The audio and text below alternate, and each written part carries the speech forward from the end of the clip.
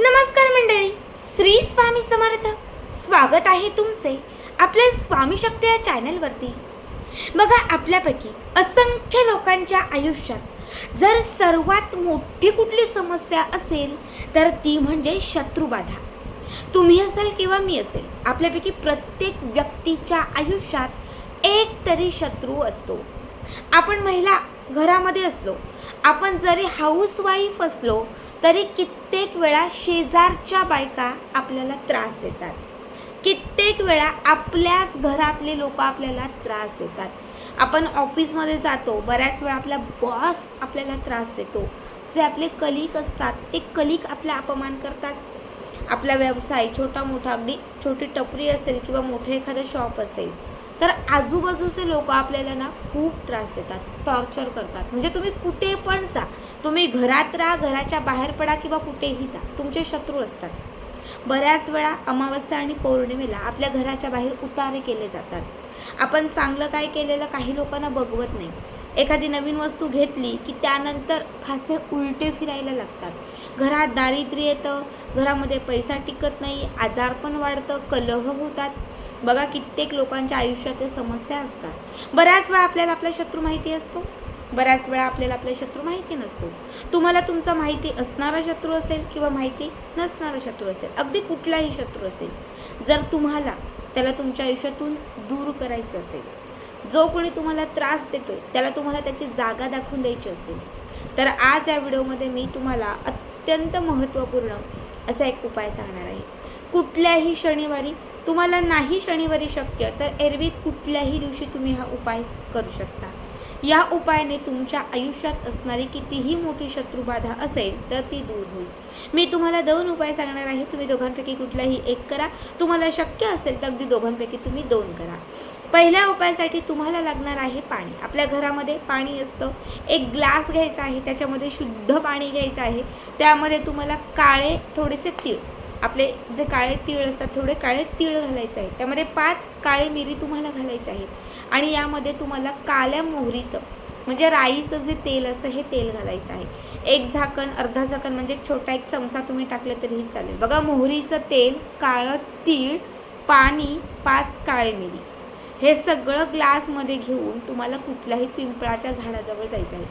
जिथे पिंपळाचं झाड असेल तिथेच जा. छोटं मोठं कुठलंही चालेल. पिंपळाच्या झाडाजवळ गेल्यानंतर सगळ्यात पहिले तुम्हाला पिंपळाच्या झाडाखाली एक दिवा लावायचा आहे.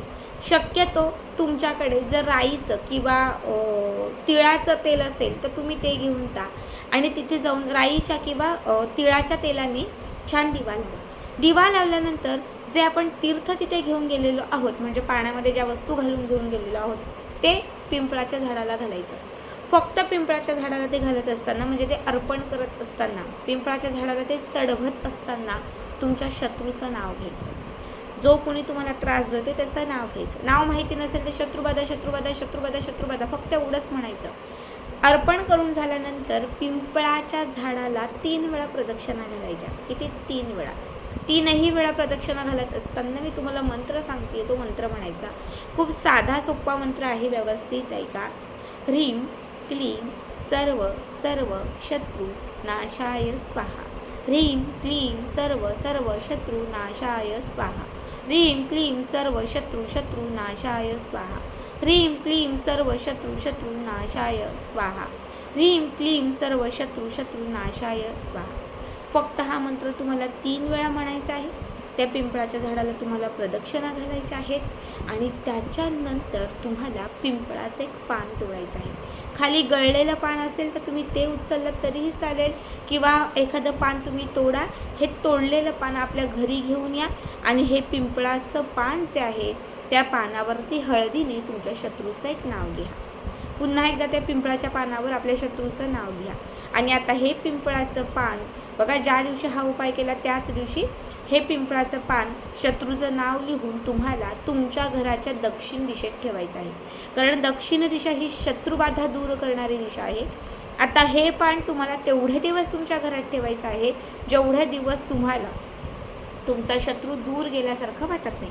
म्हणजे तुमचा शत्रू तुम्हाला कमी त्रास देतोय किंवा तुमचा अपमान करणं बंद करतोय, आता तुमच्याशी नीट वागतोय, शत्रुबाधा संपलेली आहे. जेव्हा तुम्हाला असं वाटेल तेव्हाच ते दक्षिण दिशेला ठेवलेलं पिंपळाचं पान आता ते सुकेल. दक्षिण दिशेला जर तुम्ही 1 महिन्यावर ते पान ठेवलं तर ते सुकेल. 1 महिन्यानंतर बघा, 1 महिन्यानंतर किंवा जेव्हा तुम्हाला पूर्णतः त्रास कमी वाटेल तेव्हा ते पिंपळाचं पान तिथून काढायचं. कापूर 4-5 कापराच्या वड्या घ्यायच्या आणि कापरासोबत ते पण आपल्याच घरात जाळायचं. हा पहिला उपाय खूप पॉवरफुल आहे. लाल किताबमधील उपाय आहे, शत्रुनाश करणार आहे. आता मी तुम्हाला दुसरा उपाय सांगते. दुसऱ्या उपायासाठी तुम्हाला लागणार आहे साखर आणि त्याच्यासोबत तुळशीचं पान. एक लाल रंगाचं छान कापड घ्या, त्या कापडामध्ये साखर ठेवा.